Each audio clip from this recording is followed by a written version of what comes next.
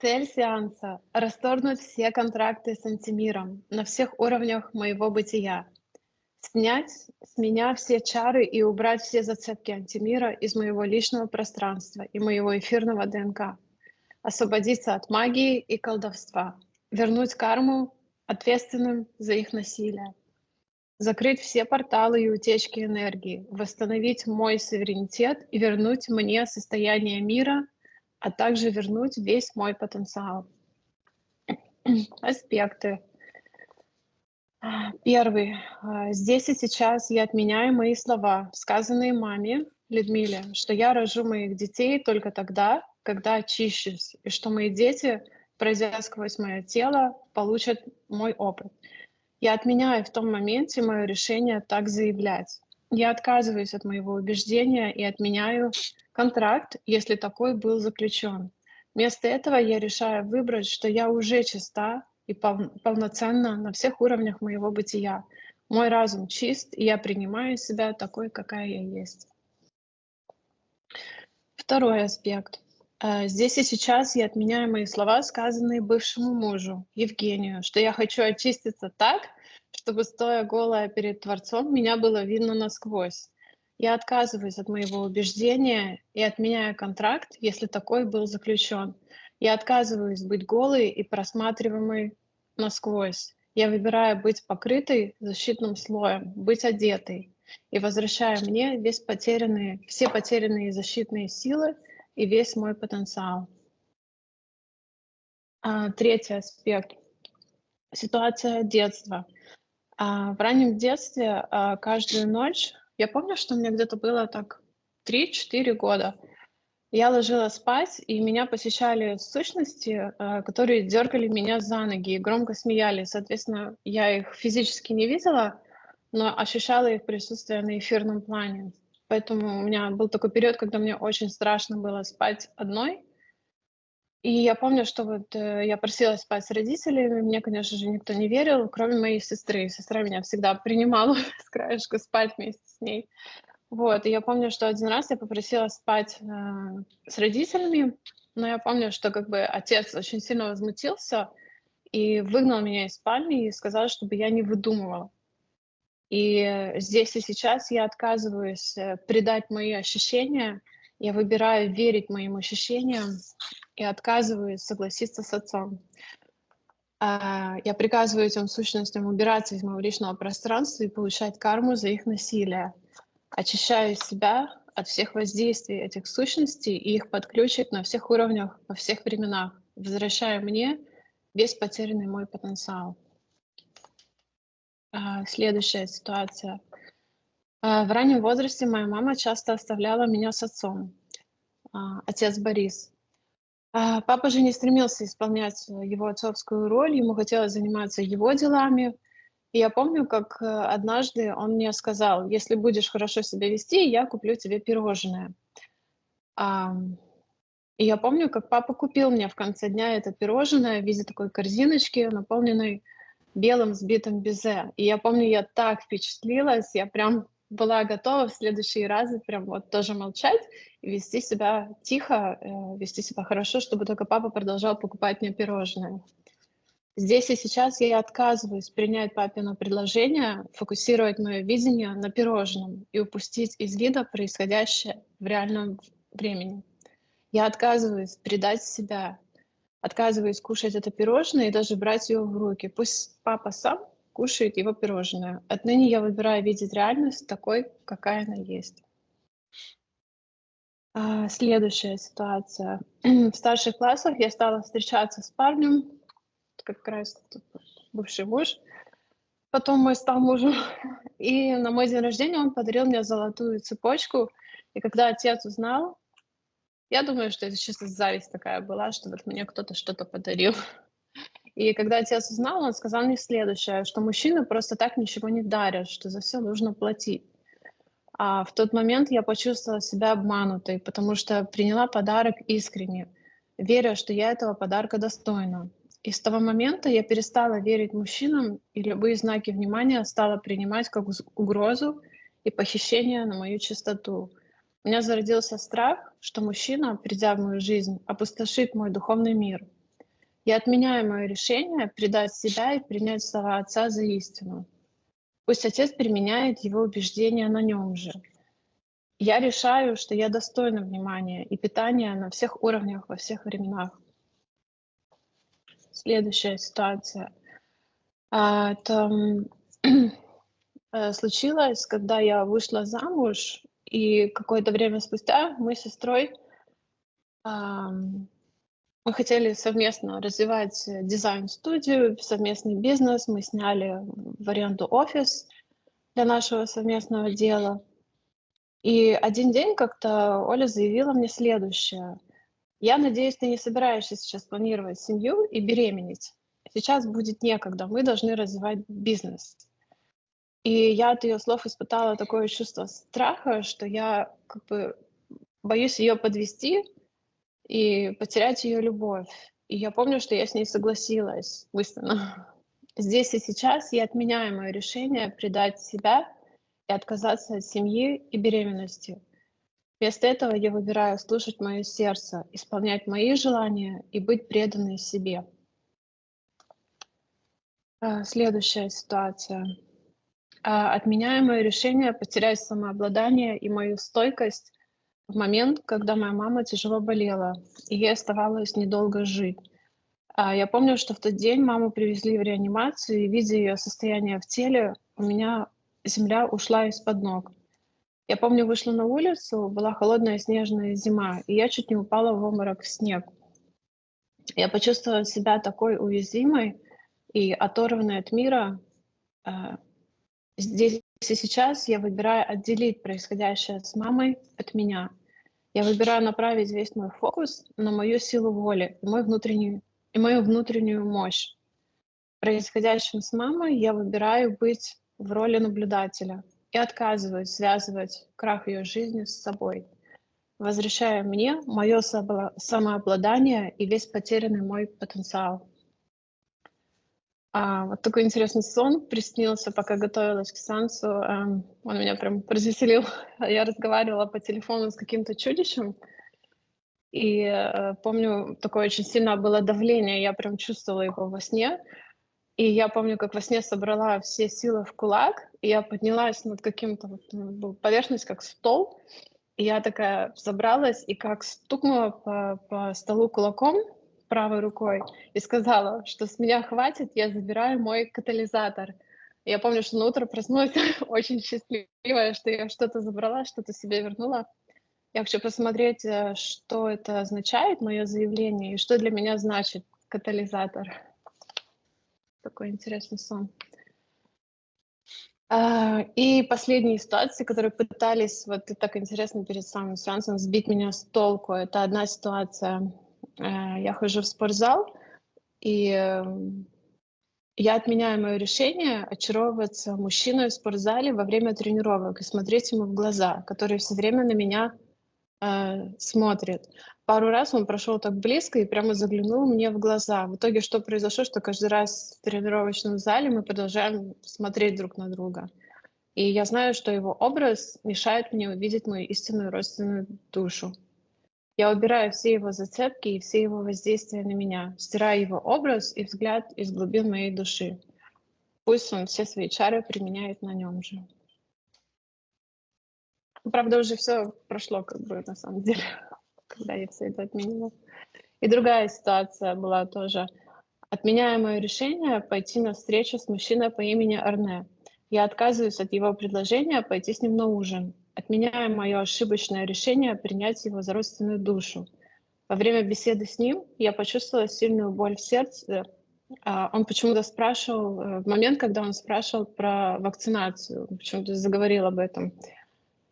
И после этой встречи мне снился кошмар, словно какая-то рука под одеялом пытается ухватить меня и утащить в бездну.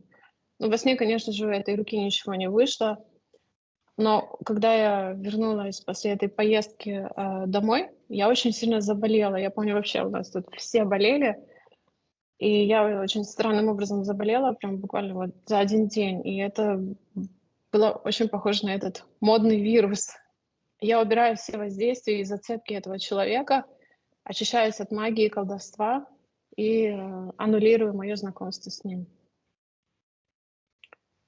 И еще словила себя перед самым сеансом, что у меня есть такая привычка странная. Я почему-то часто называю себя, что я чувствую себя как мишленовский человек или Халк. Я отменяю эти слова и очищаюсь от этих слов на всех уровнях моего бытия. Я наполняю все мое личное пространство моим светом и моими энергиями. Все чужеродное отдаю на аннигиляцию. И сон, еще один такой сон тоже, когда пока готовилась к сеансу, сестре приснился, что и вот ее слова: "Мой сон. Ты нарисовала картину с деревом. Давно. Дерево толстое, большое, с цветными листьями. Листьев много, листьев немного, веток немного, но все они прям толстые, полные жизни". И это была картина у нас, и кто-то ее взял и присвоил себе. И на какой-то выставке, среди людей, что она его. И я еще подумала: вот врет, ну ничего, она к нам вернется. Я была уверена, потому что во сне, а, я была уверена в конах Вселенной. Это вот такой сон моей сестры. Такие вот аспекты. Виктория, ты в эфирном пространстве? Да. Что ты видишь? Лену вижу. Мгм. Хорошо, давай по правилам. Отсоединись от всех и всего. Мгм. На счет 3 найди в эфирном пространстве эфирное тело Елены. Лена. 1, 2, 3. Ну, я ее вижу, у нее энергосфера плотная, абсолютный шар, и чувствуется такое напряжение. Ну, как будто бы шарик, знаешь, очень сильно надут. И это напряжение из-за подключки, которая идет вот сюда.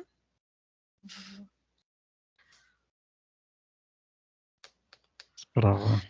Да, оно, и я смотрю и слышу родовое проклятие. Тянется в сектор магии. Мгм.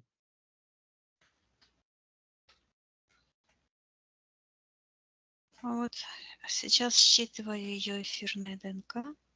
Это эфирная ДНК. Елена ли это?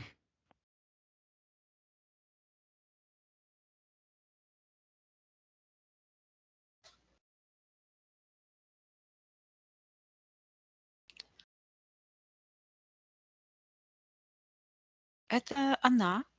Но вот что интересно, в сердце вот здесь находится как будто картинка такая, ну как дерево, но звучит куст усадьбы. И вот так идет шлейф. М. И там вижу, такая барышня ходит с зонтиком.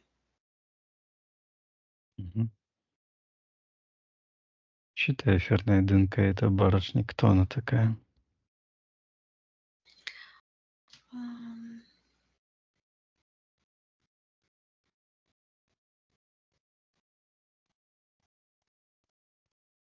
Она говорит, что она Инесса.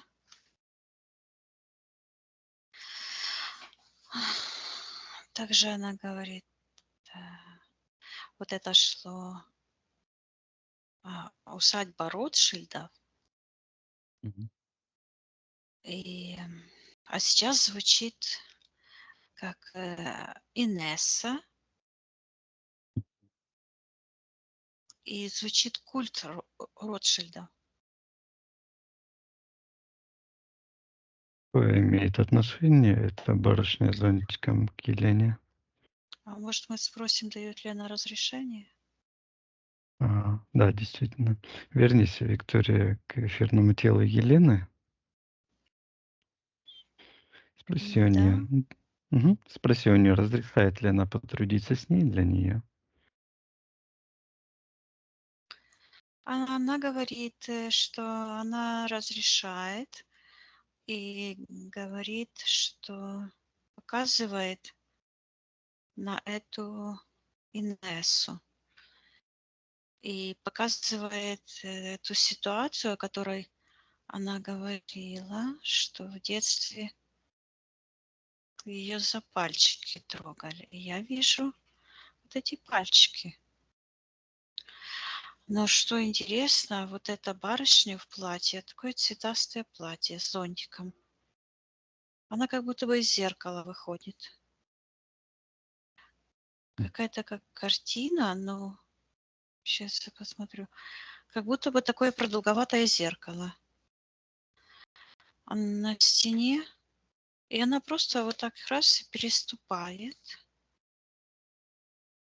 Сейчас я вернусь назад, как это оно. Я вижу, что она с того мира, где она находится. Она находится, считывается, ну, то, что мы говорим, потусторонний мир. И она с такое зеркало смотрит. Оно такое все темное там, где она находится. И это связано вот так как-то с родовым проклятием. И из-за этого родового проклятия, этот родовое проклятие какое-то, сейчас посмотрим, как портал. И она как будто бы вот так через зеркало, вот ногой левой переступает, просто заходит в комнату, оглядывается,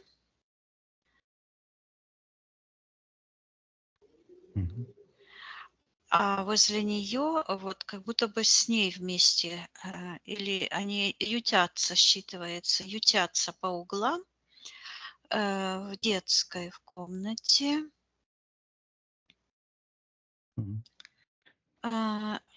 Такие плоские фигуры. Это тени, какие-то тени. И когда она подходит к маленькой Лене, то эти тени вот так как будто бы ложатся возле ног Лены. И как бы тоже так ножки наставлю, но вот так, чтобы их трогать за пальчики тоже. Сейчас я посмотрю, что это за энергии. Это за энергия, Виктория? Считай, эфирная ДНК — это энергия. Что это? Они считываются как родовые проклятия, и я вижу отца в гневе. Мужчина. Сейчас я считаю, кто он. Да, Виктория, кто он такой? Это ее отец. Он обижает маму. Мама как будто бы хочет, ну, как бы увиливает от его оскорблений. Ну, он просто как будто бы такими энергиями черными, ну, как взрывы такие. Он взрывается буквально этими черными энергиями. Он как этот, как гейзер болотный, такими бульками черными. А мама вот так как бы уворачивается, светлая душа. И вот эти энергии темные, которые с него вот так вот выбулькивают буквально, они собираются вот в комнате у Лены, становятся такие плоские, как будто бы треугольничками такими. Считываются одухотворенные цепи, отцовские прогнозы.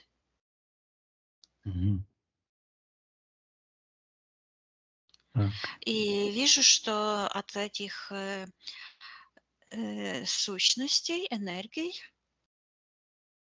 собираются, они так как бы сначала так тоже ютились по углам, а потом они как выстраиваются в цепь, которая вот вокруг ее талии сжимает, и вот так его сжимает. И вот эта Инесса переступает.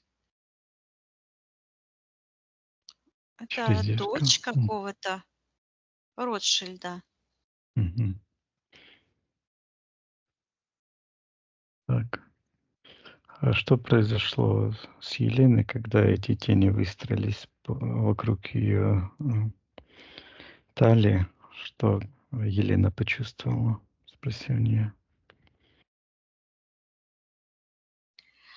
Она чувствует сжатие, но ее больше всего беспокоит это бесплотное, которое проходит как бы сквозь стену, Мгм. и она пальчиком показывает на эту даму. Мгм. У нее такая прическа, как шляпка и зонтиком. Мгм. Спроси у Елены, чем беспокоит это бесплотное? Что? Ты сказал, что Елену беспокоит эта бесплотная сущность. Так. Да. Каким образом она беспокоит Елену? Что она делает, эта сущность? Ну, она вот ведет себя странно. Она берет и как будто бы вот так отворачивает, откидывает одеяло и смотрит на ножки. Но там эти треугольные сущности, которые сформировались в результате отцовского гнева, они как будто бы приманкой становятся. И они вот как треугольнички такие плоские ложатся возле Лены и как бы как магнит притягивают ее. Она говорит, что она ищет свое дерево. Это сущность говорит? Вот это Инесса.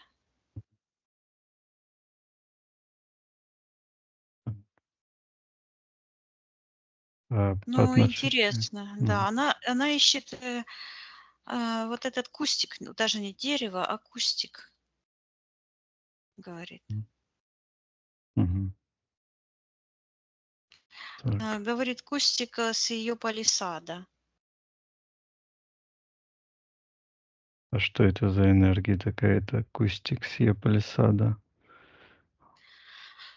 Так, она что-то там спрятала, как будто бы под этим кустиком. Какая-то энергия, как считывается тряпочка. Мгм. Сейчас я спрошу, Так. что она там. Она разворачивает, я вижу там кулон. Кулон М. серебряный, наверное. Кулон. Мгм. И она так раз этот кулон открывает. И там в этом кулоне портрет. Говорит, что портрет доминирующего отца. И я вижу портрет этого Мгм. И? Ротшильда. Мгм. То есть эта сущность притянулась на аналогичные энергии? Ну, скорее всего, ну, это не сущность, это какая-то Ну да, усопшая. Ага, да. Так, что она делает у Елены, эта сущность? Ну, да, усопшая Она эта. говорит, что их связывает отец. родовое проклятие. Какое-то общее родовое проклятие. Заморозь, Виктория, пока И это... я подумала, что это за... Я вижу, что у них какая-то общая генетика. Мгм. У них общая генетика, которая тянется, вот потянулась вот так по карте.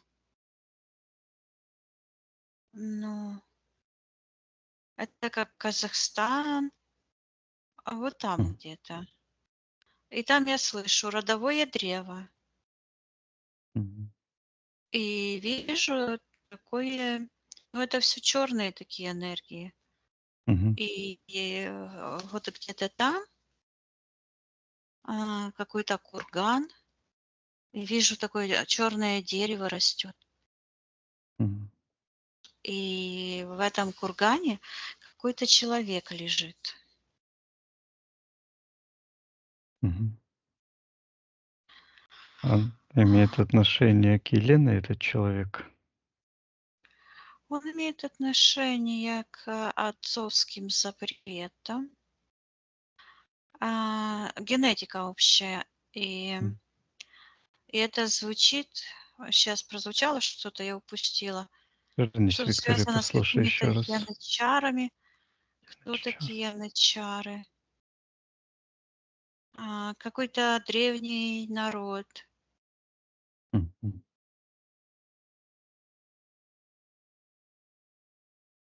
Он там похоронен. Мгм. Да, это считывается как общий предок. Мгм. А он, как будто бы душа его осталась в этом захоронении. И он вот так и говорит этой Инессе: пойди, разбуди ее. И он говорит, и эта Инесса идет, и да, она человек, это бесплотная. И она будет, переходит через зеркало и будет. За пальчики трогает, одеяло поднимает. Мгм. Спроси Инесса, зачем она это делает? Зачем она будет Елену? А она говорит, что ей папа сказал. Но у нее такие подключки идут вот так как-то, как, ну, по карте, М. как на запад. И оттуда связь идет вот такая обратная. Вот к этому, ну, давай назовем его янычар, так и назовем. Мгм. Давай. Так, Виктория, что это за родовое проклятие, которое передалось Елене? Давай посмотрим, что это за энергия или программа. Эта энергия, да, она считывается как генетическая субстанция страха. И Мгм. я вижу, что страх смерти, и это прописано, я слышу, Борис. И он находится по отношению к Елене в секторе магии. Он оказывает магическое воздействие на Елену. И в нем вот эта энергия янычара, этого, я слышу, божественного предка. Он там лежит, как будто бы же не похоронен. Он там в этом кургане, но он, душа Привязан? его там осталась. Он не ушел никуда. Мгм.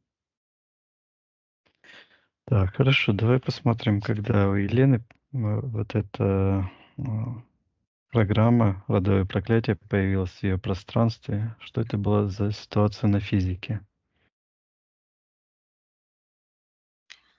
Это момент зачатия. Вот я вижу, а, ну, у ее отца М. контакт, и Мгм. мама берет как листочек такой вот так раз, и повесила такой прозрачный листочек, а там такое деревцо нарисовано. И она говорит: Янычарская дочь. М. Это и есть проклятие. То есть это ярлык, навешивание ярлыка. Мгм. Так, а чтобы понять, как это проклятие, что это за программа, как оно работает, срабатывает? Это, вот я вижу, это как ловушка, мыслительная ловушка. А в этот момент Елена идет на воплощение, Мгм. а мама в этот момент вместо благословения и пожелать ей как бы М. всего хорошего, да, она Мгм. навешивает ей ярлык. Говорит, янычарская дочь. Мгм. Это какое-то проявление неуважения к отцу. Ну, она, возможно, считала эту информацию, но не проявила волю для того, чтобы поблагословить ребенка.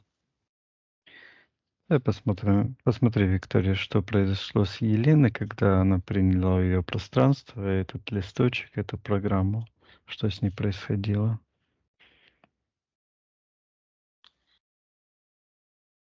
В эфирном пространстве, когда Леночка пришла, уже перешла, она постепенно так раз пришла сюда, то этот листочек, оно стало как программа и считывает родовое проклятие. Оно вот здесь у нее.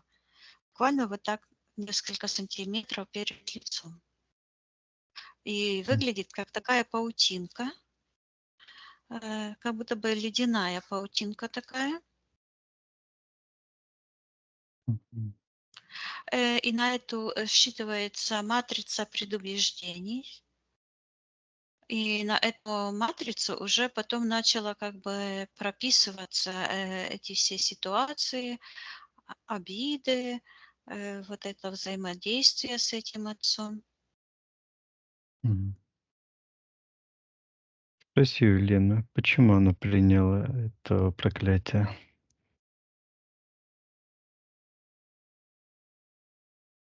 Она говорит, потому что ей мама приказала, и говорит Людмила.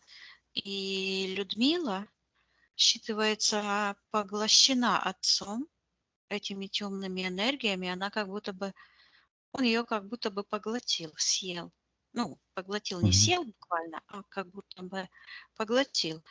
И моя мама, то есть, находится тоже как в секторе магии, и идет такое вот, считывается. Вот я смотрю на это все, и считывается родовое проклятие. И идет к Лене, где сектор жертвоприношения. М. Считывается, что отдала на земь дочь. М. Я подумала, что это на земь. Мгм. Это как будто бы вот взяла и бросила на землю. Мгм.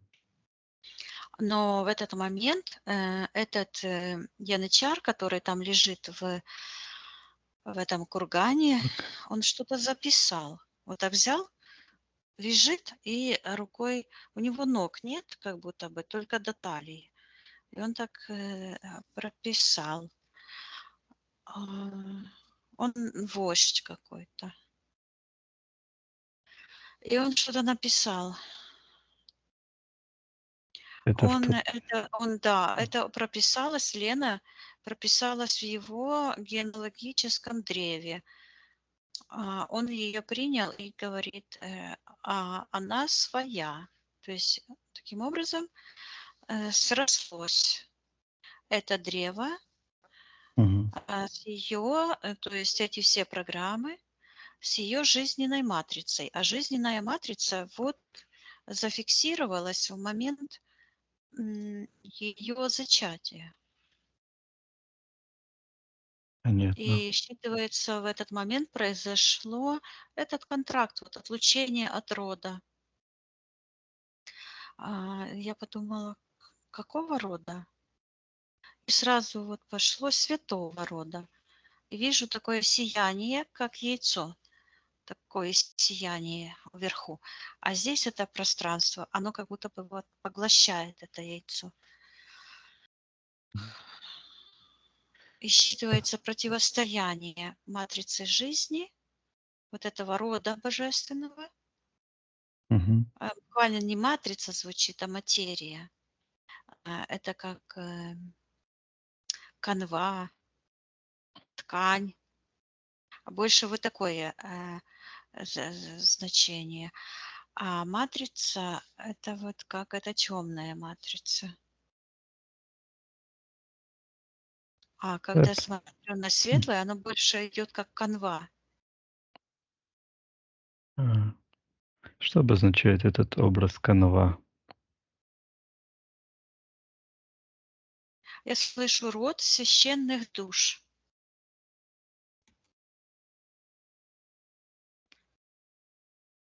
А вот это Так. темное пространство, матрица это эгрегориальная структура. В канве нет эгрегоров, нет М, этих сгустков, нет этих зацепок, ничего нет, там просто сияние. И как будто бы ткань такая. И оно такие волны, и она вот это так колышется, многомерная. А вот матрица антимира, она имеет эгрегориальные такие структуры, вихри. И она чем ниже вот зацепки, вот так вверху на стыке этих двух пространств, это вот как зеркало я вот вижу. И то есть эти какие-то зацепки, и дальше оно, чем больше падает вниз, тем больше усугубляется и увеличиваются эти вихри эгрегориальные. И там так. считывается вот внизу, где эти уже эгрегориальные считываются как какие-то бластеры, то М, оно очень тяжелое считывается, катастрофа. То есть там уже идет как разрыв. мгм. То есть оно как, ну, похоже, знаешь, как будто бы в шар, на резиновый шарик налить воды, ну, а если слишком много, то он разрывается. Вот так и там. И оно так утяжеляется, а потом разрывается. Мгм. А когда оно разрывается, то я вижу, что там я слышу путаница. И в этой путанице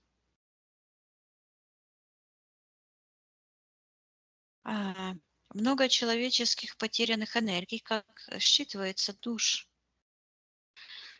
И они, эта матрица, которая держалась как в шаре, вот так вот, а граница имела, разорвалась, оно еще ниже туда упало. А души вот так в этом пространстве как бы зависли. А этот янычар говорит, что он один из этих, кто вот там вот висит между мирами. Он говорит, что он застрял. М, И показывает, что его убили копьем. мгм. Так, ну это его, в общем, жизнь. Так, хорошо, Виктория, давай, пока я от этого отсоединись, от этой ситуации, Да. давай посмотрим контракт, когда Елена согласилась принять это проклятие родовое. Но я вижу, что в тот момент, когда а, оно считывается, начиналось зачатие, то вот эта янычарская дочь, это как душа бесплотная в этой матрице, которую привнес отец, она буквально поджидала уже Мгм. говорит свою дочь. Почему-то так на нее говорит. М. Почему она И, Да. ну, я вижу, что в каком-то воплощении она была дочерью. Лена была дочерью. Они с этим янычаром как бы вот так радуются ребенку, и как бы вот эта Инесса колышет на руках. Или это просто матрица, так, заблуждение. То есть это может М. быть тоже, потому что в этой матрице все смешано, и я это не считываю как истинное, это М. считывается как заблуждение. Но она так думает. То есть я вижу, что те души, которые застряли в этом пространстве, они не различают истину от лжи, потому что вокруг ложь, это ложное. Мгм. Вокруг какой-то, как, знаешь, как мрак. Это вот та тьма, ну так и говорят, свет и тьма. И это вот эта тьма. И там люди, как в мраке, в таком мороке, не понимают, что происходит, и буквально считывается, что тыкаются эти души то туда, и все воспринимают буквально, потому что, ну, подсознание, душа все считывает буквально, как оно есть. То есть и там вот эти получается, что душа верит тому, что там буквально натыкано, М. а там как сборная солянка. Нет идентичности. И я вижу, что это ошибочный портал Мгм. для этой Инессы. Ну, ее просто нужно отпустить. Нужно ее отпустить. Сейчас Так. я посмотрю, спрошу у Лены, а, где у нее подключка к этой Инессе. Есть ли еще эта подключка? Мгм. А Лена говорит, что эта женщина оставила след на ней и показывает именно пальчики ног. И действительно там такая энергия чужеродная, которая вот такими ниточками потянулась прямо в сердце. А в этом сердце эта картинка с этим кустом. Мгм. Это не дерево, это куст. Так. А когда вот эти энергии чужеродные появились в пространстве Елены? М. В тот момент, когда это преодолела преграду и перешла в наше измерение. Когда она через зеркало прошла это? Да, когда она прошла, и М. она благодаря этим энергиям от Отца, считывается, сгустилась.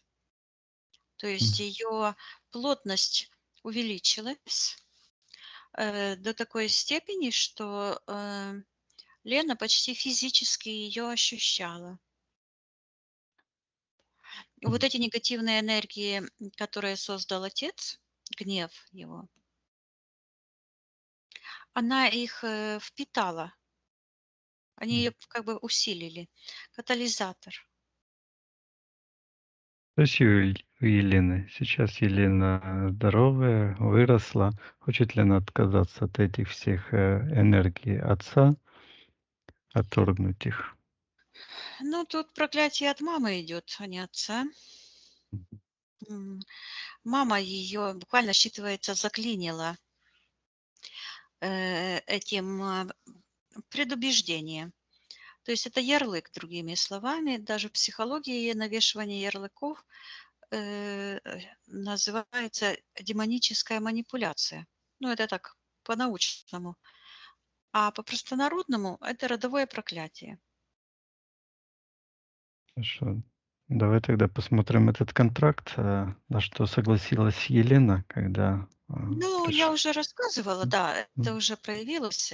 То есть я слышу оторваться от рода, М. божественного рода, Мгм.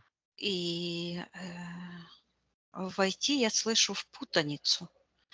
И вот эти все ситуации, которые она рассказывала с этим пирожным, с этими золотой цепочкой. Это вот на этой зацепке, на этом проклятии и держится. Вот в этой путанице, в этой матрице все и висят эти события.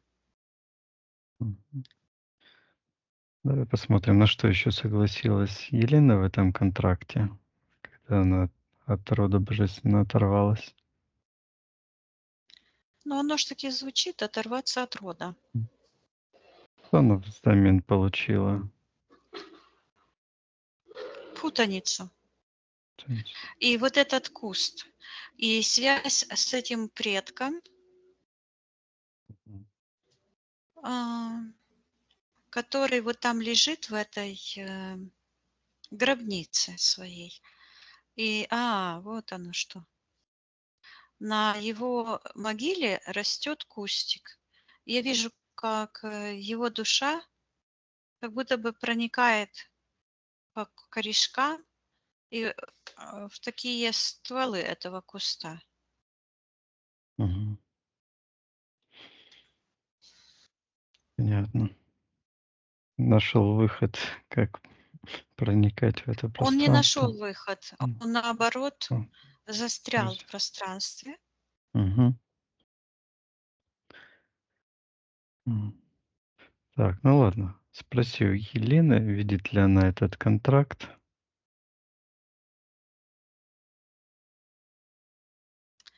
Сейчас, одну секундочку. М. Я же тебе говорю, сначала нужно отпустить этих мертвецов. Бесплотных? Мгм. Конечно. Ну, по порядку. Мы сначала их нашли, Так. значит, их нужно отправить, а потом по цепочке идти уже отменить материнское проклятие. Мгм. Значит, Елена, значит, притянула, Потому что они то есть стоят буквально вот здесь притянулись. и Ага. мешают. Притянулись на эти энергии, как треугольнички у пальцев, да? Отцовские. Ну, Женя, нужно хорошо. просто Как отправить их. хорошо, Елена готова отпустить их? Лена Пусть. готова. Мгм. Хорошо, на счет 3. Пусть Нет, тогда. подожди. Ага, Куда так. мы их отпустим? Их нужно они несчастные души, которым нужно дать Помочь. направление, то есть Мгм. проявить волю. У них воли нету. Они застряли, рассыпались, блуждают там. Они как будто бы какое-то рассеянное свечение. То есть Спроси, таким образом да. вот Мгм. идет очищение рода, те души. Вот Хорошо, надо спроси у поговорить вот этих сейчас. душ. Мгм. Нет, у всех не могу спросить. В Давай я этих, спрошу да. сначала у одной. Хорошо, у вот этой Инессы спроси, хотят ли они покинуть это место. Нет, Мгм. я ее спрашиваю, Да. видит ли она, осознает ли она, что она застряла. Я ей просто показываю, как она ходила туда-сюда. Она звучит как дочь Ротшильдов. Почему-то М. множество. Ну ладно. Мгм. Этого Я рода. ей показываю, что она застряла, и что она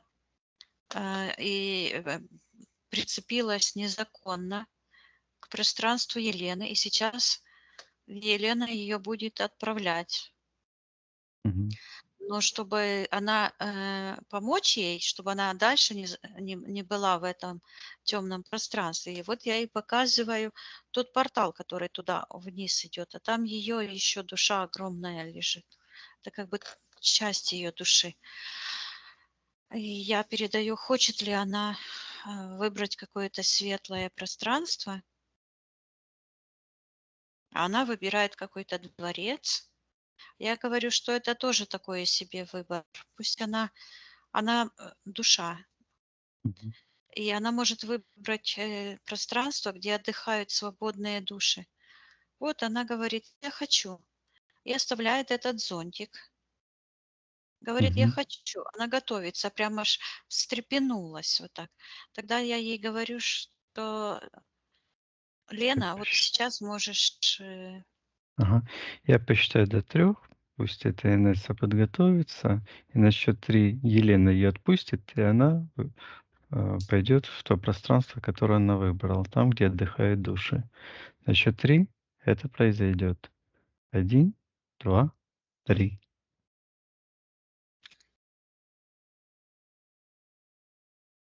То есть это Инесса закрывает порталы. То есть Я вижу, Елена. сейчас я проверяю все. Одну секундочку. Да. Проверь. И сейчас я, ну, вот я вижу, что воли ты проявил как бы маловато, Мгм. потому что оно все вот так вот, как пластилиновое, потянулось. Вот, и я говорю Лене, вот, когда в том моменте, что вот я подошла к ней и говорю, что а ей страшно, вот эти страхи. Я говорю, что вот я говорю, показывая на себя, что я вот пришла, на тебя показываю, и говорю, что мы ее очень любим, и, и она так прижалась ко мне. И я ей говорю, что она эту тетю может просто прогнать. Мгм. Вот. И с этими треугольничками, что она светлая божественная душа, а это всего лишь иллюзии. Это просто страх, который она сама создает. И я ей говорю, что она сейчас может проэкспериментировать, вот эта маленькая девочка, и вот это их просто Мгм. как я вижу, как Леночка вот так расширяется, как шарик. И так пух, вот, и оторвалась эта подключка, и эта девушка полетела. Я ей передаю, чтобы она закрыла за собой портал, эту Мгм. дверь, куда она уходит, и она уходит вот, Так. считывается, где родственные души. То есть она вот пошла как в свет Первотворца, вот туда. Мгм. И когда закрыла дверь, то какой-то дух очень сильно рассердился. Я ему приказываю убрать его воздействие, потому что мы спросили, все сделали по правилам, и она захотела уйти. Мгм. А сейчас этот янычар встает, и спереди он как бы светился, и кустик такой был. А сейчас он встал, и у него, где спина, такое все черное. Я вижу, что он воин, который погиб в бою. Мгм. Я ему передаю, что это много столетий прошло, и что он растерял свою энергию. И вот он смотрит на этот кустик. Я передаю ему, что если он хочет, то он может выйти из этого зазеркалья, из этого мрака, собрать его энергию. И он так вот прищурился и смотрит, говорит вслед, ну, как-то говорит, За вдоль за Инессой. дочерью. Ага. Так. Да, за этой Инессой, куда она пошла. Я передаю ему, что Елена отрицает принимать программы ее отца. Мгм. Вот. А Лена вот так вот стоит, как будто бы охраняет вот эту матрицу, которую мать заложила. Вот. И я передаю, что Лена сейчас тоже его выталкивает. Пусть он... Мгм. А он Пусть говорит, что он готовится. хочет победить в бою. Я ему говорю, что уже никаких боев нет, что он может просто вернуться к своим предкам в пространство, где отдыхают души. Я вижу, как он как будто бы просыпается, а, глаза трет. Мгм. И то же самое говорю, как он услышит 3, чтобы он просто перешел в то пространство, куда он хочет, где его вот тут родственники его ждут. Мгм. чтобы он соединился с своими высшими аспектами души, и потому что Лена решила отсоединиться от отцовского рода. М. И Так, Лена согласен он. прячет эту... Мгм. Но у него выбора-то нет. Хорошо, Он с этим согласен. Вот они согласен. его ждут, Мгм. портал открылся, уже душа М. ждет. Хорошо. Я посчитаю до 3, Елена его отпустит, а этот янычар, как он хочет, пойдет вслед за его дочерью. На счет 3 это произойдет. 1, 2, 3. Ой, он уходит и так рукой тянется, вот эта рука, которая писала, и говорит, как бы к Лене, я тебя отпускаю. То есть он Я ему закроет за передаю, чтобы собой он портал. закрывал Этот. Мгм. портал.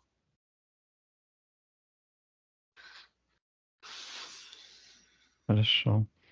Так. Очищаем пространство. Пусть Елена очистит пространство от Очищу. этих чужеродных энергий. И вот Лена вот как бы прячет, как бы оберегает этот контракт. Это родовое проклятие Мгм. материнское. Да. То есть Елена Нет, хочет ли? она сейчас Да-да-да. его рассматривает вот так Мгм. туда-сюда. Так. И я спрашиваю ее, что она видит. Имеет ли это какое-то отношение к ее божественной душе? Потому что там прописано вот это, буквально считывается бойня. Мгм. Это война, это, это агрессия. А она говорит, я сама по себе. Мгм. И я ей передаю, что она может отказаться принимать эту материнскую матрицу жизни. И она буквально, я вижу, как она пришла на воплощение и как в гнездышко. Мгм. Так. И своей энергией я ей передаю, что она сама у себя любимая, и ей мама не нужна с ее этими проклятиями. Пусть она откажется в этом моменте принимать.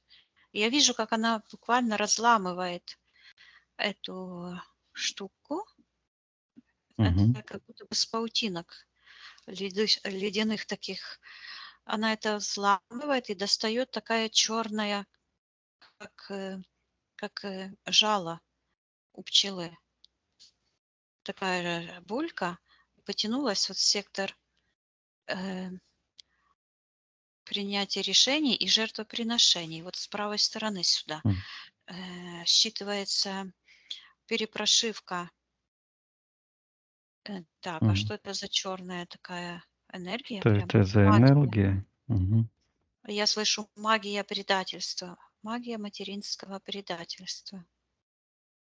То есть она перенесла какую-то вот эту неприязнь к своему мужу на свою дочь. Мгм. Когда это произошло, когда Елена приняла это материнское предательство? Давай посмотрим на физике, что в этот Так я момент же уже произошло. говорила это. Вот это и есть. Мгм. Да. Так. Хм. Так, хочет ли Елена отказаться от всех этих родовых чужеродных энергий, проклятий? Она может матери высказать все, что хочет. Вот интересный момент происходит. Да, что ты Я видишь? слышу, что это как-то противоестественно передавать генетику отца по роду, что вот это связано, а мне это уже несколько дней как-то шло. Как будто бы этот сеанс как бы Мгм. насчитывается, что паттерн, патриотизм, потом патриархат, Это все связано с негативной темной матрицей, с насилием. А вот то, что идет от матери генетически, то есть мать, я слышу, свободна. И мать своим, я слышу, золотым сечением, своей божественной душой может передавать вот эту сияющую силу материнского рода, то есть божественного рода первотворца. Я вижу, что по отцовской линии вот, в этих патриархальных структурах передаются именно негативные слои сознания, генетические вот эти, буквально рассчитываются кляксы, вот это, как это болото, которое я видела, вот так вот оно булькало там, его гнев. Это магия, это и есть магия взаимодействия. Мгм. А Лена говорит, когда вот она пришла в воплощение, такое свечение вокруг нее, она так светится ярко-ярко, и говорит, что она мать живого, всего живого. И она как будто бы маму свою будет и говорит ей, что мама тоже мать живого всего. И показывает на это зеркало или этот портал, и спрашивает, зачем тебе все это нужно. И говорит, зачем тебе муж, алкоголик, грубиян. И вот так говорит, я отрицаю, говорит, ваше взаимодействие. И я вижу, как отец, буквально слышу, потух. Вот это он как бы в этот момент как бы взорвался, а теперь все это вот так пошло внутрь его. А мама сидит, и вот ее пространство, и как бы откусывает, ну, понятно, почему она так говорила, что хочет стать перед первотворцом голая. Потому что мама сидит голая, как после этого секса, знаешь. Мгм. Вот она сидит и отцепляет буквально зубами вот эту, как нити, цепи, эту черную, я слышу, колыбель дочери, которую она создала своими мыслями и своими эмоциями. Я передаю Людмиле, что она может освободиться, потому что она божественная душа. Если она хочет сейчас, пусть она освобождается, меняет свое решение в том моменте, и пусть вместо проклятия она может поблагословить и дать благословение своей дочери. А она говорит, что она умывается слезами, и такие черные энергии с нее как будто бы сходят. От безысходности, от положения, говорит. И снимает как будто бы траурную накидку из себя. И это тоже вот то, что Лена говорила о какой-то накидке, но это я сразу почувствовала что-то не то, она говорит. А вот у мамы это черная накидка, ну это как типа паранжа. То есть закрыть саму себя от себя. Недоверие к себе – это контроль считывается, внешний контроль. Контроль должен быть внутренний, а не внешний. Я говорю Лене, вот Лена стоит, прощается с мамой, а душа мамы так все засияла, и так она уходит. Я ей передаю, что она может уйти куда, где отдыхают божественные души, к ее роду, где она будет чувствовать хорошо, если она хочет. Мгм. Вот она выходит, а ее как будто бы за ноги что-то энергии держат. Я ей передаю, что если она хочет, она может просто мысленно это отправить потому что никто не имеет права удерживать ее нигде. Мгм.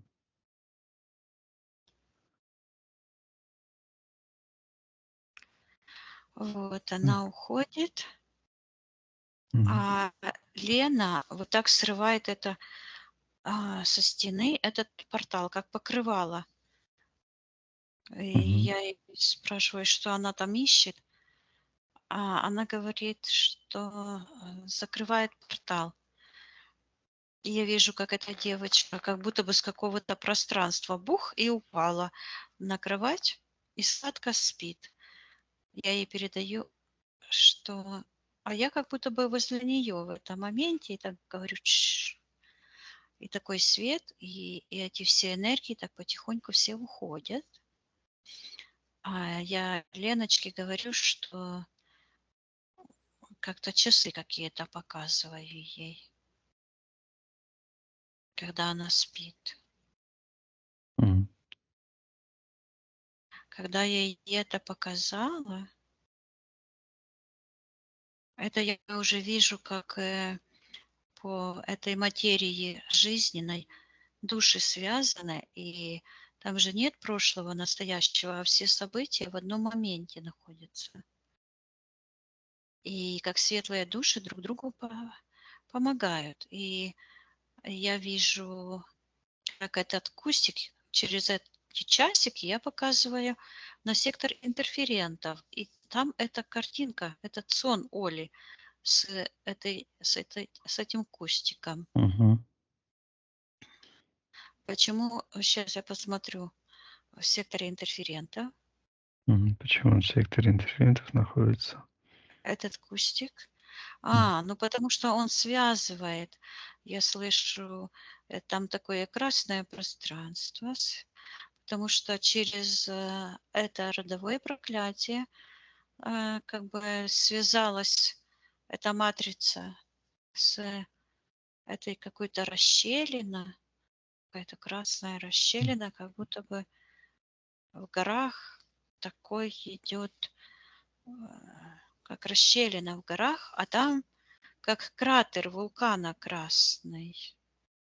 Считывается, это то, что мы говорим преисподня, это место погребения живых душ. Это эгрегор, какой-то страшный эгрегор. Мгм. Это тот эгрегор, вот, где, откуда вышла эта Инесса и этот Янычар. Янычар, да. И оттуда идет информация, что они ухаживают за живыми, обслуживают курс, Мгм. направление. Это не часики, а это вот этот, который стрелочкой Э, показывает. Там такая Компас. черная стрелочка. Да. То есть они, вот эти все демоны, как бы показывают компас, Мгм. направляют внимание и душу в эту преисподнюю. Захват. Это эгрегор захвата человеческих душ. Мгм. Типа как Там идет такая гипноз. вот М. М. антигравитация, потому что, а, то есть так силы космические устроены во Вселенной, что душа всегда стремится вверх, и это естественно. Мгм. А вот это. А вот этот эгрегор захватывает и перенаправляет, и я слышу антигравитация, М. чтобы следить, Душ. направлять души в следующее воплощение уже под контролем этой злой матрицы. Мгм. Вот эта антигравитация, навязывание, это против кона Первого Творца. можем приказать этому эгрегору убрать воздействие. Ну, конечно, это же оно вторглось в пространство Лены, и это именно вот в детстве. Приказываем этому эгрегору убрать навязанные эти направления, убрать его Ну, эгрегор, воздействие. подожди, эгрегор Да. это как механизм, Мгм. а за этим механизмом он кому-то Хозяин. принадлежит. Есть Кто хозяин, да. хозяин? Приказываю хозяину этого эгрегора проявиться согласно его эфирной ДНК, убрать иллюзии, защиты на снятие магии колдовства. Он такой, приказываем ему отвечать.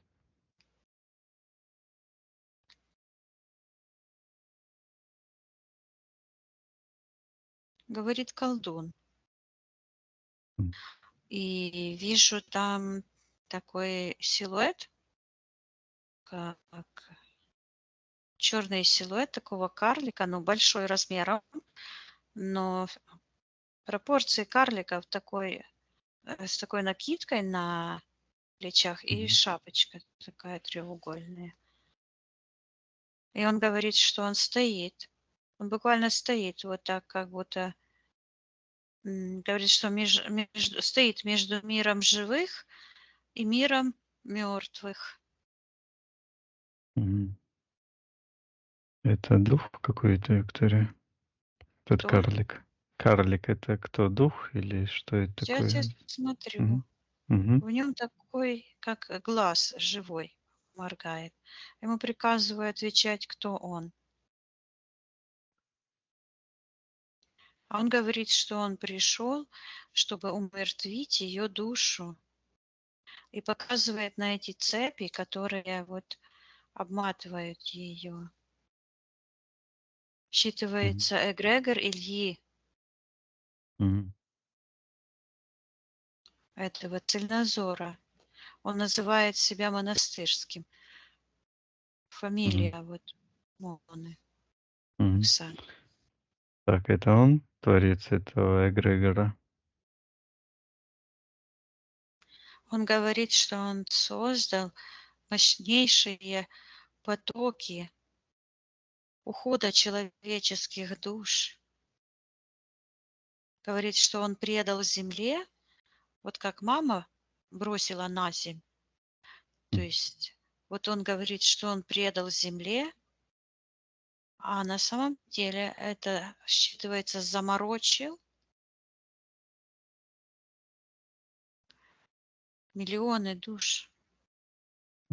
Он их буквально как погреб, ну, считывается погреб в этой Мгм. матрице безвременья. И вот эти души я вижу, я слышу голодомор, репрессии, и голодомор это серое такое пространство, и там люди как будто бы дальше мучаются в этом аду, а тут красные репрессии, стреляют им в затылок, на коленях стоят, Мгм. а там война, а там отравляют людей. Много людей отравили. Он говорит, что он пришел с преисподней. Мгм. О, откуда? Вот это расщелина, что это? Это та матка, с которой он пришел. Это и есть эта преисподня, антигравитация, антипод материи жизни, потому что мать дает жизнь, а это противоположно, и матка дает жизнь, а это матка, которая погребает души в смерть. Мгм. Так. М. Создание эгрегора в нашем пространстве противоестественно. Ну, я Приказываем передаю им. информацию М. этим всем душам, которые там М. застряли, чтобы они все просыпались. Я их буквально, как, знаешь, этих, которые теряют сознание, бью Мгм. по щекам. По щекам. Вот, я их говорю, просыпайтесь, и так на них энергию лью. Это как будто бы Мгм. из кувшина. ну, очень ритмично, энергично, так Мгм. делаю и показываю им, и говорю: "Вон, выходите". Ну, такая я прям, такая Мгм. праведный гнев. Мгм. Проявляю волю и приказываю этому колдуну отвечать, что он делает в пространстве Елены. Мгм. Приказывай ему отвечать. А что, Лена вызывала этих духов, что ли? Не, ну, каким-то образом, наверное. Хорошо, приказываем это Илье отвечать. Что он делает в пространстве Елены?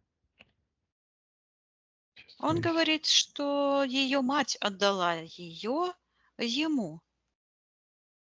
Мгм. А я спрашиваю вот сейчас. Я его так прижала и спрашиваю, каким образом?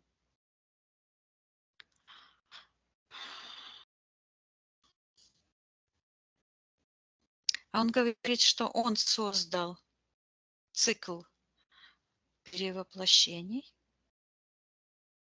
Мгм.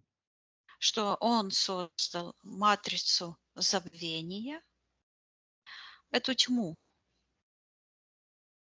Мгм. И он говорит, что он приглашает, и вот так как, знаете, так ехидно так стоит и приглашает, говорит, приглашает в утопию и показывает вот эти треугольнички, которые энергии от Отца вышли, и он так по ним стучит и говорит, вот, постучал, что это одни и те же вибрации, одни и те же энергии.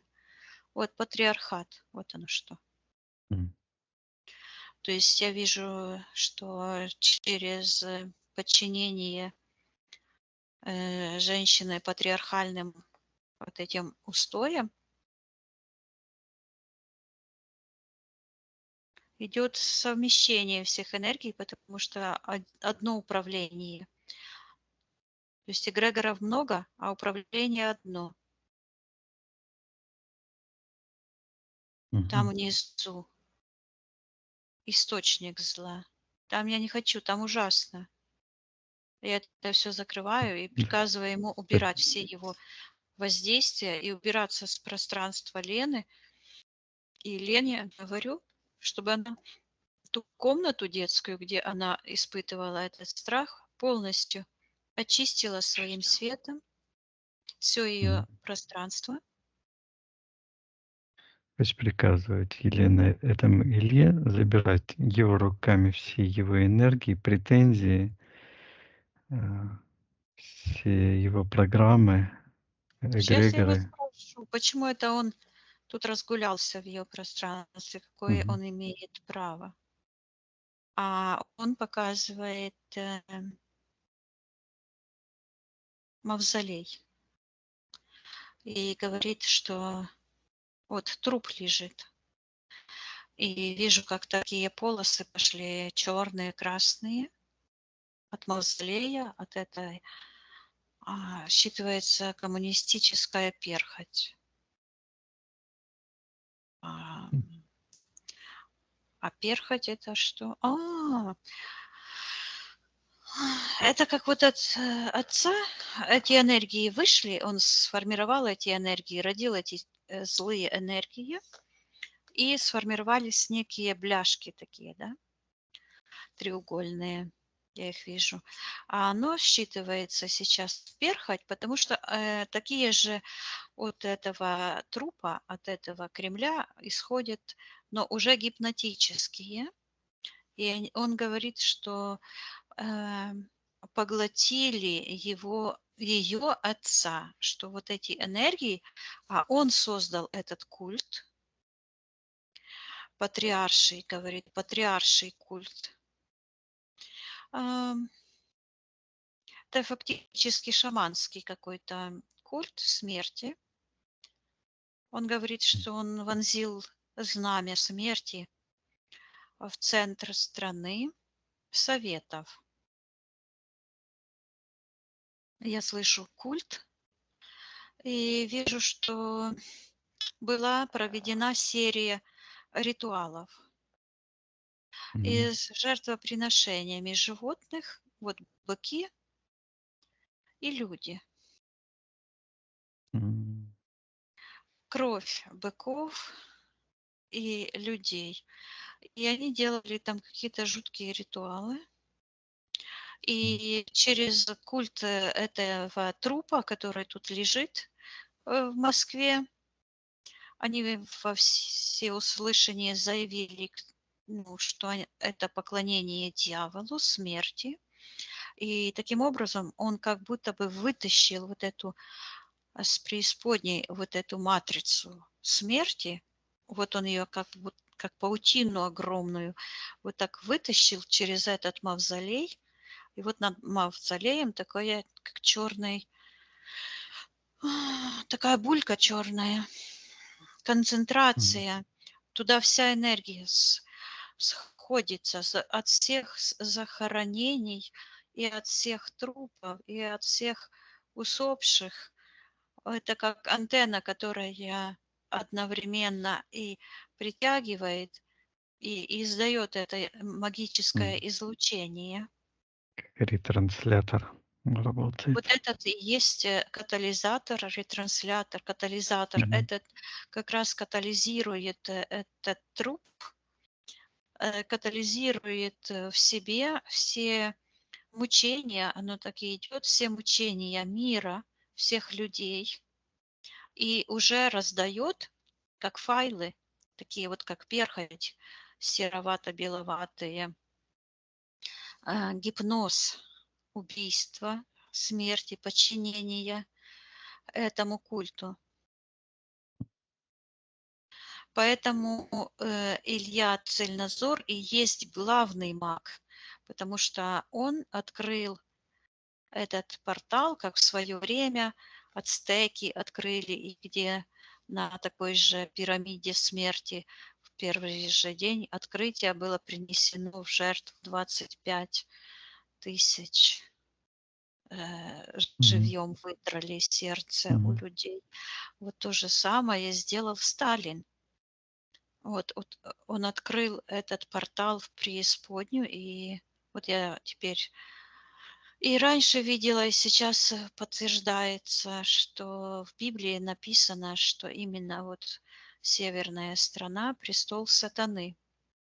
Вот почему престол сатаны. Он открыл вот этот портал, вот как эта бесплотная ходила туда-сюда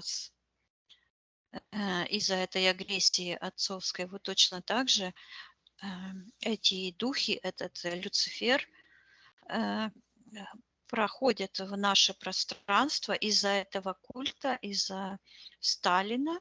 А сейчас это воплотился Илья для того, чтобы выбрать, сделать выбор или прекратить, отменить это массовое убийство, или этот контракт, или отменить, или продолжить. Ну, он, конечно же, продолжает людей поглощать в этот эгрегор.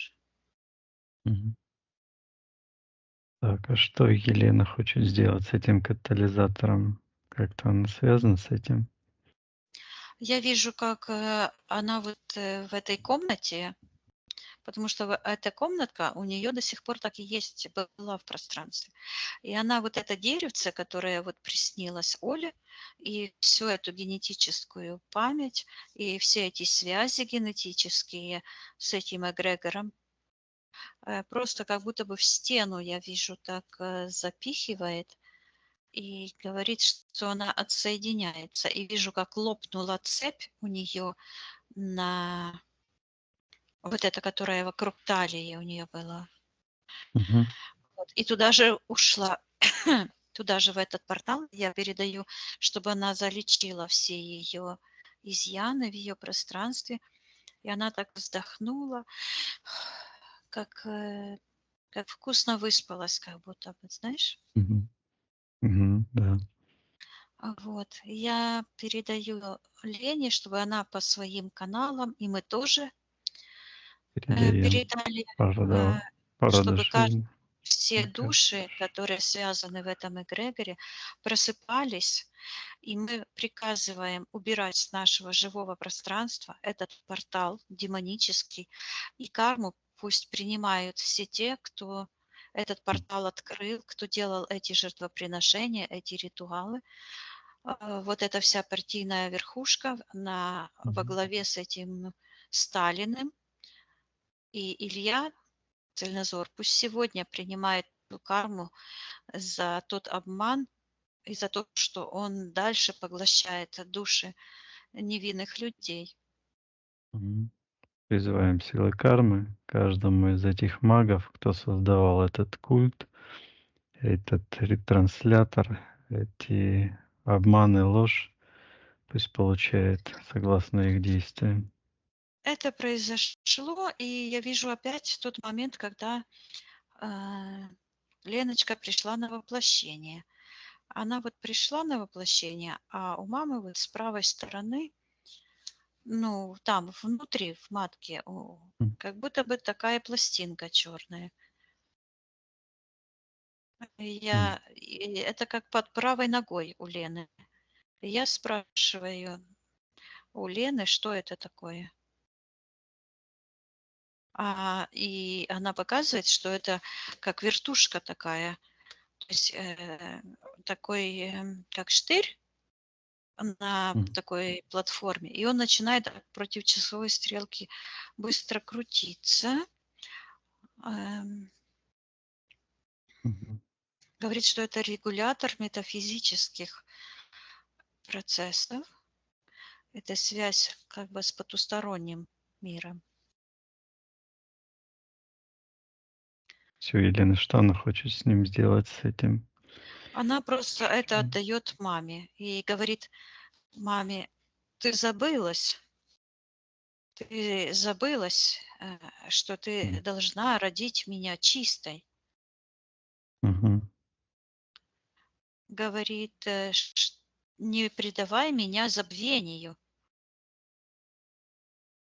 Я передаю Леночке, что в этот момент она может с собой взять и проявить всю силу ее божественной чистой души и отвергнуть все эти темные матричные структуры и принять решение, если она хочет, не принимать эти материнские негативные программы подчинения этим паттернам.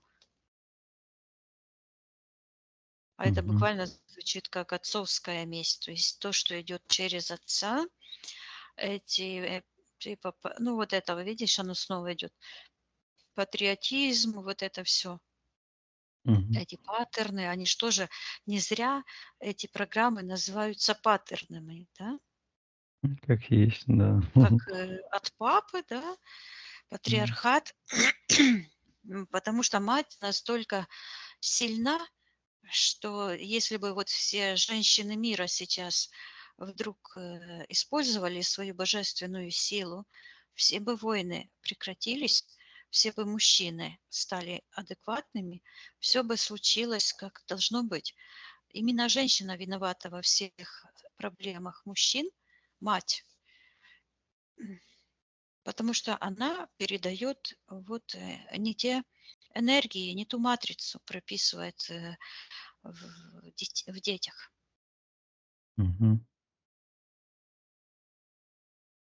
Вот именно, что Лена сказала, забылась. Вообще, да.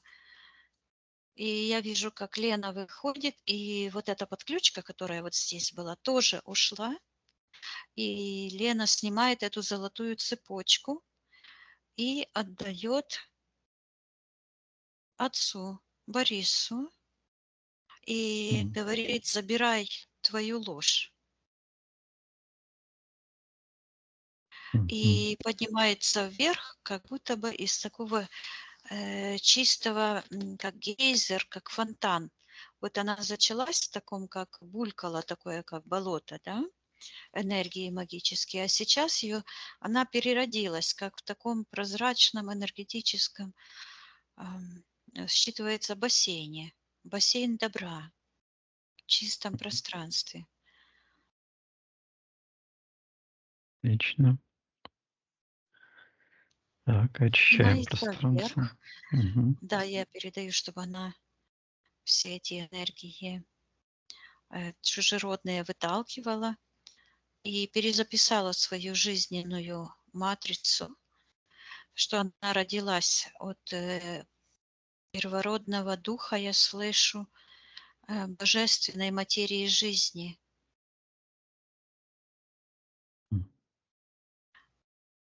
Пусть полностью отвергает все чужеродные паттерны, программы, негативные эгрегоры. Вот.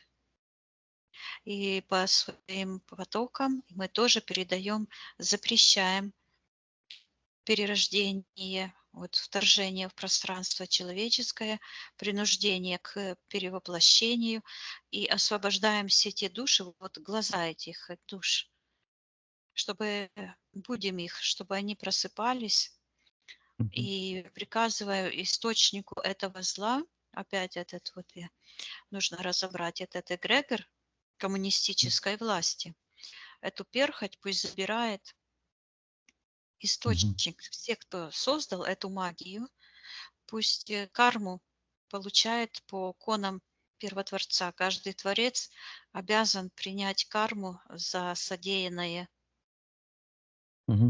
Призываем силы кармы за создание этого эгрегора коммунистической власти. Кто хозяин этого эгрегора, пусть получает карму за его действия в нашем пространстве. Ну, вот Мы этот колдун отказываемся. проявляется, да. Мы отказываемся принимать его воздействие, передаем информацию живым душам. И запрещаем этот катализатор. Вот видишь, какой катализатор? Вот мне идет вот эти слова, что говорила Лена, ее катализатор – это ее божественная женская природа, вот ее душа, материя ее. А в противовес этой божественной чистоте, этой ее материи жизни, конве жизни, была создана вот эта матрица темная, которая удерживает божественные души, цепляясь за их страдания, за их ошибки и за их контракты. То есть они буквально тех самых уязвимых людей, которым больше всего нужна помощь, вот они их и захватывали. Пусть принимают карму, а мы запрещаем этому происходить и будем всех живых душ, которые застряли в той матрице, чтобы они все просыпались и отдавали карму тем всем силам зла, которые их удерживают там. Пусть останавливают этот процесс и выходят с этой матрицы смерти и переходят в матрицу жизни, в материю жизни, к первоисточнику жизни.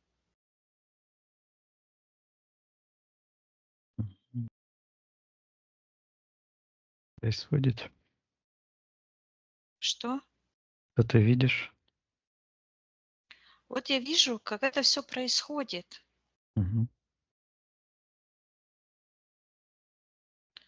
И вот я вижу, как это как это работает.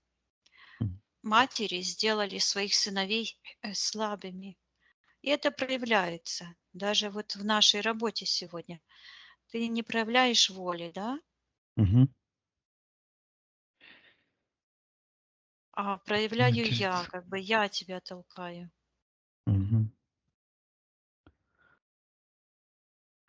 Хорошо. Очищаем, Виктория, пространство, все эти чужеродные энергии на полную аннигиляцию отправляем, наполняем светом все эти места, где была черная энергия, наполняем светом, гармонией. Да. Да, поднимаемся вверх. Посмотри сейчас, как выглядит Елена. Она вот абсолютно чистая энергосфера, И вот где ее сердце, и вот так, где живот, это все такое сияние. Там как будто целый космос. Мгм. Так. Там как будто космос целый. Мгм. И оно считывается, живая душа, наполненная. Хорошо. Так. Тогда, Виктория, отсоединись от тех ситуаций, которые мы проработали. Да? Пройдемся по аспектам. Ну, вообще-то все аспекты уже Мгм. проработаны. Мгм. Хорошо. Посмотри еще. Ну, хорошо. Спроси тогда у Елены, все ли мы сделали для нее на этом сеансе.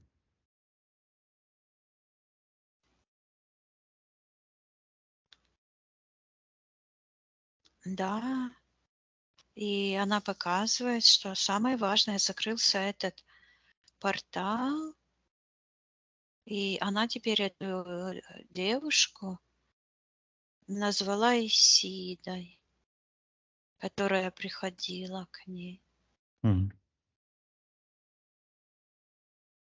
Это считывается матричная богиня смерти, Междумирья. Мгм. Висида. Мгм. Да, понятно. Ну, хорошо. Тогда очищаем пространство. Там какие ситуации заморожены, не заморожены. Все отправляем на Все аннигиляцию. отправляем. Чистим, Да, закрываем порталы. все хорошо. Мгм. Хорошо, тогда прощаемся с Еленой. Мгм. Если она хочет, она может распространить информацию, опыт о ее сеансе, кому она хочет. Да, от нее такой свет пошел, вот такие волны. То Мгм. расходятся, как дерево, как молния, туда-туда. Мгм. Хорошо, Виктория. Прощаемся с Еленой. Мгм. Отсоединяйся, Виктория, от всех и всего. Отсоединись от всех и всего. Да, отсоединяюсь. Мгм.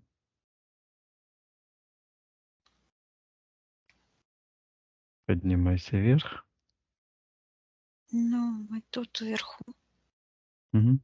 Хорошо, Виктория. Проверь твое личное пространство, все ли в порядке. Да, все в порядке.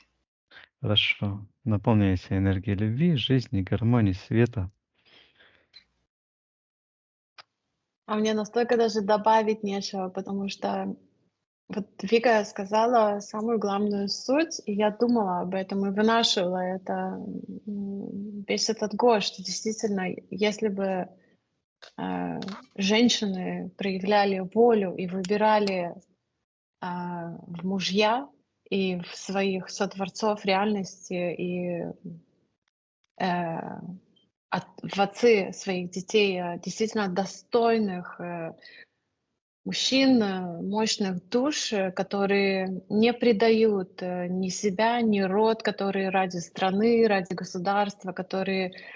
ну, я эти мысли вынашивала, я все это выписывала, и когда Вика все это говорила, я такая... как бы, сказать, что я удивилась, меня это ничего не сказать. То есть все так и есть. Это вообще очень, очень здорово, да. Ой, сеанс пролетел просто вот как-то молниеносно, на таких светлых энергиях вообще. Не знаю, как вам чувствовалось, но мне прям так легко, так хорошо.